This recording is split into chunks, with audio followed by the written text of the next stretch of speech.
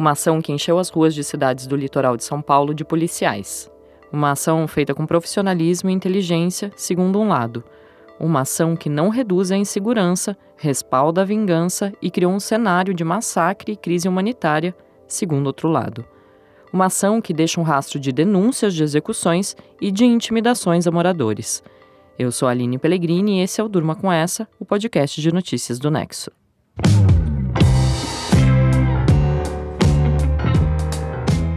Olá, eu sou a Suzana Souza e tô aqui com a Aline para apresentar esse podcast que vai ao ar de segunda a sexta, todo começo de noite, sempre com notícias que podem continuar a ecoar por aí. Terça-feira, 12 de março de 2024, dia em que o número de mortos pela Operação Verão chegou a 43. Desde segunda-feira, 3 pessoas foram mortas pela Polícia Militar na Baixada Santista, no litoral de São Paulo. As novas mortes aconteceram no município de São Vicente. Primeiro, Carlos Alberto de Castro Júnior e Luan Batista Messias de Souza foram baleados pelos policiais em Sambaiatuba na tarde de segunda-feira. A Secretaria Paulista de Segurança Pública afirma que os agentes percorriam um local considerado um ponto de tráfico quando ouviram disparos e avistaram 3 suspeitos tentando fugir. Os homens teriam atirado contra os policiais, que revidaram, atingindo 2 deles. O terceiro conseguiu escapar. Uma arma de fogo e drogas foram apreendidas no local, segundo a secretaria. A terceira morte foi de Jefferson Roberto Romano, atingido pelos policiais na madrugada dessa terça-feira na sua casa em Itararé, também em São Vicente. Os agentes teriam recebido uma denúncia que afirmava que ele era membro da facção criminosa PCC e tinha a missão de matar 3 PMs.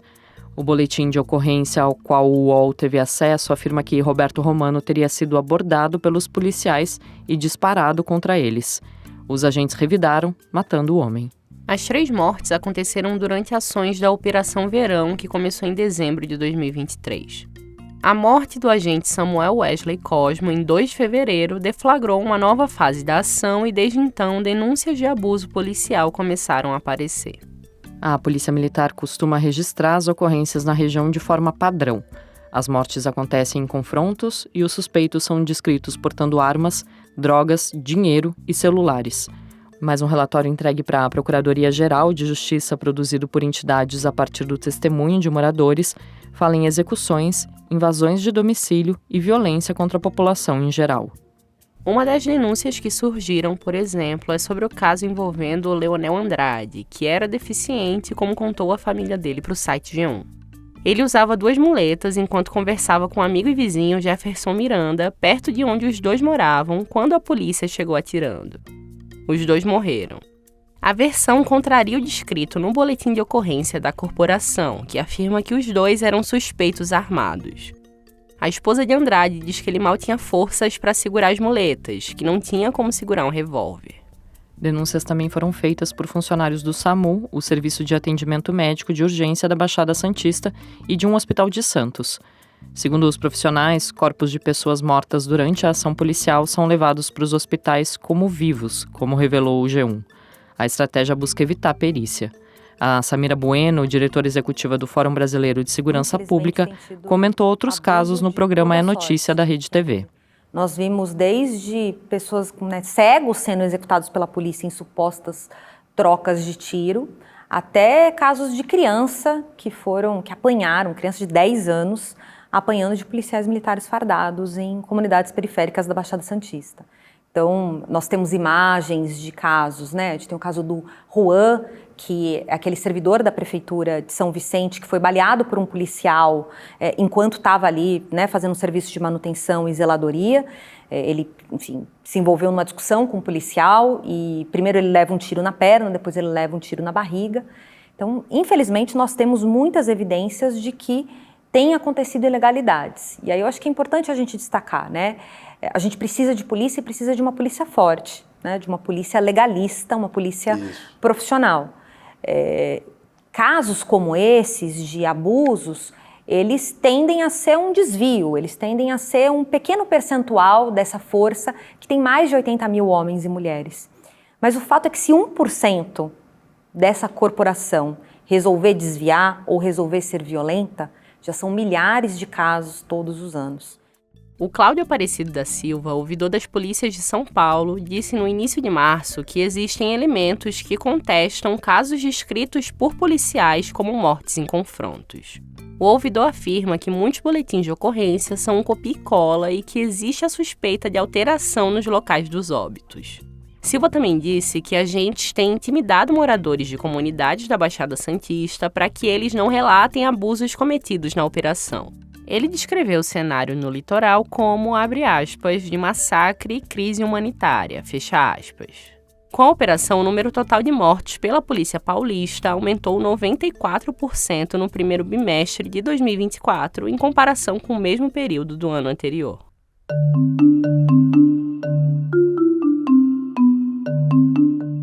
Houve reações às denúncias de abusos.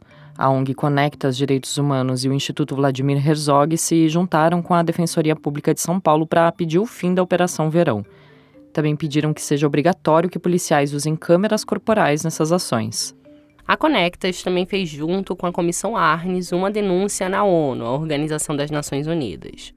Elas apresentaram ao órgão internacional evidências de que o governador Tarcísio de Freitas é responsável por investir deliberadamente na violência da PM contra pessoas negras e pobres por meio da Operação Verão.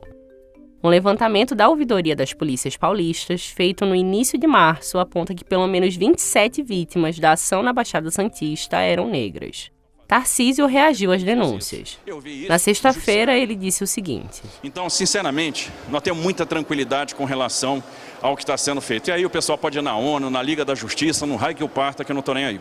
O governador disse na mesma entrevista a jornalistas que a operação é feita com profissionalismo e inteligência e que as denúncias de abusos policiais vão ser investigadas. Tarcísio também já afirmou que todos os casos de morte em confrontos são apurados com rigor pelas polícias civil e militar, com acompanhamento do Ministério Público e do Poder Judiciário. Já o Guilherme Derrite, que é secretário da Segurança Pública de Tarcísio, disse na Assembleia Legislativa do Estado de São Paulo, em 6 de março, que pretende tornar a Operação Verão permanente e que não reconhece os excessos da Polícia Militar na Baixada Santista, como a gente escuta agora. Nenhum órgão correcional das polícias, Corregedoria da Polícia Militar ou Corregedoria da Polícia Civil, recebeu qualquer denúncia, qualquer informação, qualquer relato oficial de que houve abuso de autoridade das forças policiais. E caso isso aconteça, mas com total transparência e absoluta certeza, isso será investigado. Então, para nós, enquanto são relatos que são, claro, publicizados pela imprensa, mas que são falados por parte dos moradores, a gente não pode, através de um relato informal de uma pessoa que nem sabe, uma denúncia anônima, instaurar um procedimento, sendo que os dois órgãos correcionais, da Polícia Civil e da Polícia Militar, não receberam formalmente nenhum tipo de denúncia. Por isso, é óbvio que eu não reconheço nenhum excesso até que se chegue oficialmente para as forças policiais. Outras denúncias de abuso policial na Baixada Santista já tinham sido feitas em 2023 durante a Operação Escudo, deflagrada em julho, depois da morte de um soldado da Rota no Guarujá, cidade que fica na região. Foi aí que esse tipo de operação se tornou um protocolo adotado pela Secretaria de Segurança Pública quando policiais são atacados. A Operação Escudo durou 40 dias. O saldo foi de 28 mortos, suspeitas de excessos e denúncias ao Ministério Público de tortura, execuções e intimidações a moradores. Na época, Tarcísio se disse muito satisfeito com o trabalho da polícia na região. A Escudo tinha sido a ação mais letal na Baixada Santista desde 2006, quando forças de segurança reagiram a crimes do PCC. Balanço da Secretaria de Segurança divulgado depois do final da Operação Escudo, no dia 5 de setembro de 2023, aponta que 958 pessoas foram presas, entre elas líderes de facções e traficantes. A polícia também apreendeu 70 adolescentes infratores. Em dezembro de 2023, o Ministério Público de São Paulo tornou réus 2 policiais militares pela morte de um homem em uma comunidade do Guarujá.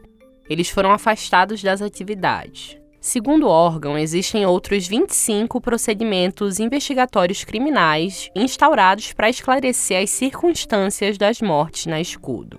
A Secretaria de Segurança Pública justifica a deflagração dessas ações como uma maneira de, abre aspas, restabelecer a ordem pública e a sensação de segurança na comunidade local, além de identificar e prender os responsáveis pelas ações criminosas contra os agentes de segurança paulistas.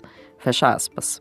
O apoio e o endosso às operações mostram a legitimidade institucional do justiçamento, o que é perigosíssimo, como disse para o Nexo o sociólogo Leonardo Ostronoff, pesquisador do Núcleo de Estudos da Violência da Universidade de São Paulo. Abre aspas para ele. É algo que não deve estar dentro das forças policiais porque está fora do aparato legal. Esse não é o procedimento de uma democracia, fecha aspas. O pesquisador também disse que o modo adotado pelas operações de Tarcísio, de vingança policial em resposta ao crime quando agentes são atacados, na prática acontece há muito tempo e é naturalizado no Brasil. O sociólogo diz que a morte de policiais é uma situação que exige uma resposta do Estado, mas sem a adoção de uma lógica de guerra, que coloca o policial num risco ainda maior. A Samira Bueno, do Fórum de Segurança Pública, também falou sobre os perigos de ações como essa.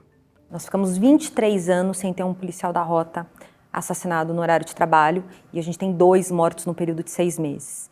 E eu trago esse dado para mostrar o quanto os policiais também ficam vulneráveis com esse tipo de política, que é uma política pautada pelo enfrentamento, por uma ideia de vingança, mas que na prática está dando margem para que policiais que estão ali para garantir a lei, muitas vezes, incorram em ilegalidades para enfrentar o crime.